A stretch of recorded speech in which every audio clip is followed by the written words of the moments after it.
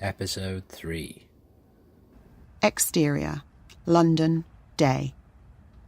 Apart from the clear, immaculate and empty roads, there isn't much left of London still standing.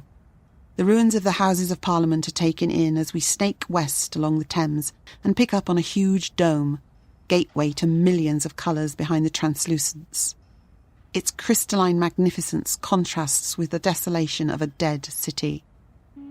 A Harley-Davidson roadster emerges from the dome and cruises out onto Chelsea Embankment, growling. The rider is Saul Hardiman, 18, lime green quiffed hair, Brando jacket, lit Marlborough in mouth. He saw the poster and became the boy.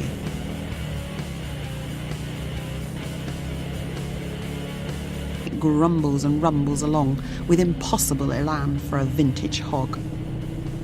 Overhead, a flying disc descends and scans the bike with a red beam.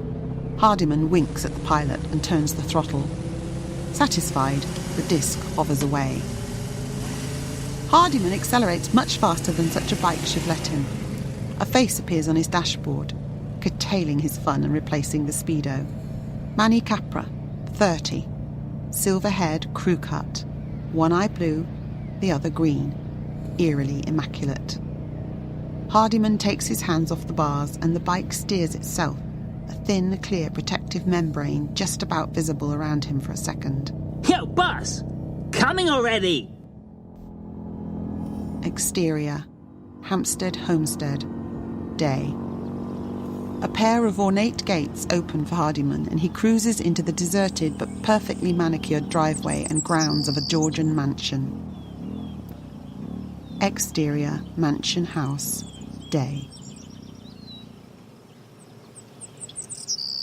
Hardiman's fingernails are painted with classic yellow smiley faces. The mouths flip to sad. He presses a digit on the doorbell. It chimes.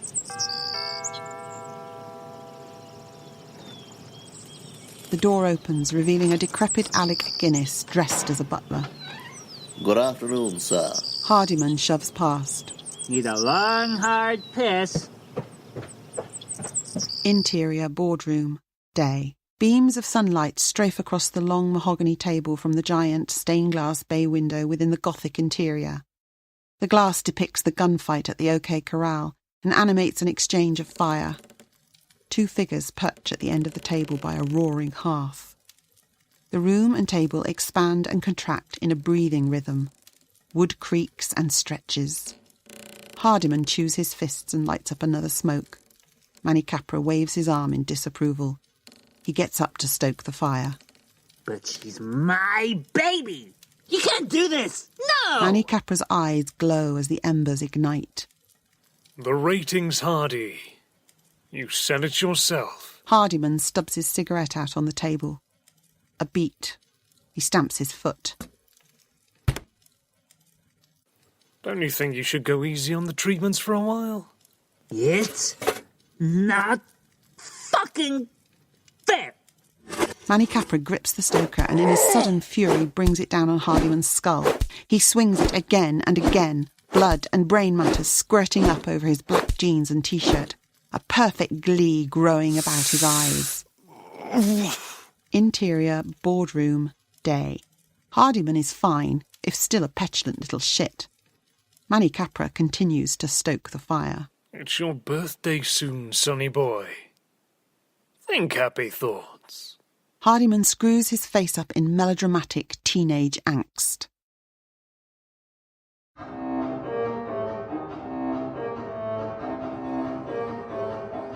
Interior. Sosamantha's, night. Tacky in any era doesn't even come close to this clip joint. Brontay sips a neat scotch through a straw, checking out the pond life, much of which has stayed away tonight. Drunk punters approach each other, a digital countdown clock on their lapels running down from 48 hours in hours, minutes, seconds. Brontay's is on 47:38. Insert. A grand neon sign above the entrance. Welcome to the world-famous Sosamantha's. Fancy a bit of real? Under company rules, you've got 48 hours to date and mate. Over by the bar, Brontay looks at her feet, even more convinced this evening was a mistake. Simpkin is winking at everything that moves, reeking of desperation and faux confidence. Look, what I'm trying to say is... You'd rather stay home and flick yourself off, or get your magic dome to do it for you? Same difference, mate. You know why we come here. It's high time you got some. Tonight's the night. Can't you feel it? A cheap hologram of a topless hostess serves them drinks and dematerialises. Male and female counterparts pop up periodically to serve the smattering of other barflies. All male. Boring old recycled shit. Everywhere I don't... Your complaint has been registered, processed and rejected. Me. How are you supposed to do something meaningful in 48 fucking hours? Yup, you'll soon stop bleating when a hot and saucy one is inches from your lips. He simulates cunnilingus. Ugh. She rolls her eyes and looks at her lapel counter. I, for one, am not going to take whinging about the rules or your crippling shyness as an excuse for... Oh, my God. Look at that. Oh, what? Across the circular bar is a velveteen dream poured into a dress. Katia Kutz, 21. She nurses a martini and stands with a poise and grace more indicative of old Hollywood glamour. Elvis slips past her, tipping a wink. Simpkin looks upon her like a slavering hyena on a zebra. Simulation. Head to ass to toe. No way. Simpkin smirks and pats her across the cheek. Watch and learn, Lexie B. What about me? You've got the whole place to yourself. Fill your boots. Oh, cheeky bastard. You get me here for moral support and then you leave me. Brontay scratches her head as Simpkin snakes his way around the bar, half strutting, half dancing. Another. A hostess appears and pours another scotch. Brontay sees the vamp smile at Simpkin as he begins to loiter in her personal space. What makes idiots like that so confident? Throw enough mud at all. Don't ask me, I'm not real. Now you're breaking the dream. And my heart. I do know what sarcasm is, though. Brontay necks her drink, no straw this time. She taps the glass. Company policy suggests that you consume no more than 3 units of alcohol in one sitting. You have had over 3 times that, Miss Brontay. Is there a law against it? No? Then pour it, Pooch. The hostess processes this for a second. Brontay keeps her gaze on Simpkin as Kutz speaks into his ear. The smug grin slides off his face like shit off a spoon. He glances back towards Brontay and sneers, his cheeks reddening. Brontay is bemused. Kutz winks at her and cranes a finger. Brontay checks that it is her being summoned. Yes. She starts away from her bar stool, but Simpkin heads her off at the pass. Won't time out, pop bitch. Get out of my way. Fish stinks stronger than meat, and you reek of desperation, baby. Oh, shut up. Kutz points at her timer, which is down to 47:55, and then at her wrist. She cranes her finger at Brontay again. I want to marry that woman. Company policy states that relationships lasting longer than 48 hours are prohibited in the standard employee contract. Listen to her. I smell a big fucking rat. In all seriousness, Alexandra. Sore loser. Your statement invalidates. Brontay places a finger on the lips of the hostess. Hard light fizzing off her face, making her semi-opaque. Get him a large one, will you? Brontay pushes past Simpkin, as if she has suddenly seen the light. Kutz smiles as Brontay approaches. It seems like everyone else in the room has disappeared. We're into Kutz's POV now, as her gawky mark approaches, looking painfully uncool, yet trying to be the opposite. Insert. Overlaid on the screen is a still shot of Simpkin, with a list of vital statistics, including DNA profiling. At the bottom is match probability 0.2845%. On the other side is similar data for Brontay, with match probability 82.4929%, rising to 87.82752% as she reaches Kutz. The view clears. Brontay sweats, a lump in her throat. She offers a limp handshake. I don't believe I've seen you here before. Back away from Kutz's POV. The vamp rolls her eyes. Oh, please. I haven't got time for this, honey. Brontay looks devastated. Was it something... You said no. Do you... Want a drink? No. Are you... I'm not going to finish your questions for you all night. Petal. Petal? Are you up for this? Or not? Or do you want to play fingers and thumbs again with Mr. Simpkin? How do you know... You can do so much better. Kutz taps on Brontay's timer. Brontay glances over to Simpkin, who sneers back on eye contact, necking another shot. Kutz shakes her head. She tosses the timer badge on the bar. You can't do that. I really need to know now, you see. I've got even less time than you to hang around. Brontay casts a glance over Kutz's flawless body. She nods. They make their way out of the bar. Back with Simpkin, he watches on and shakes his head.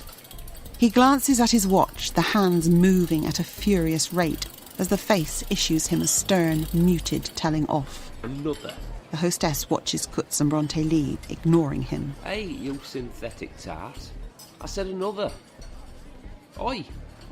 Service? This place is shit. She speaks to him without removing her gaze from the departing couple. Your complaint has been registered and processed and rejected. From the POV of the hostess, the exchange with Brontay is rewinding and fast-forwarding in a corner window as she watches them exit. Brontay looks a little creeped out as Kutz caresses her neck. Simpkin's gestures are muted. Insert.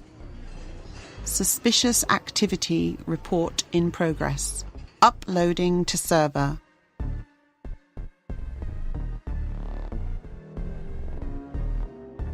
Exterior. Sosamantha's night. Kutz's hair transforms from blonde to scarlet as they leave, her makeup and outfit shifting simultaneously into a more practical jumpsuit. She continues to stroke Brontay's neck. That's a neat trick, Miss... I didn't catch your name, sorry? They've already made an ID. I beg your pardon? A souped-up old black BMW with tinted windows appears from nowhere and skids to a halt, the boot popping up as it stops. Wasn't talking to you, Petal. Petal? Close, on Kutz's hand, as she applies pressure to Brontay's neck. A needle shoots out of her fingernail, piercing the flesh. Oh! Kutz smiles at her prey and takes her wrist. She twists the watch face and it pulls away, leaving a bloody gap. What is your game? Taxidermy. Brontay wobbles on her feet, woozy. Brontay's eyes roll to the back of her head.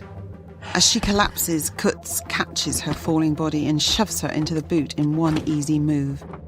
She places a mask over her unconscious victim's nose and mouth before a thin, semi-liquid, transparent membrane seeps over her body, dissolving her clothes instantly to bare flesh.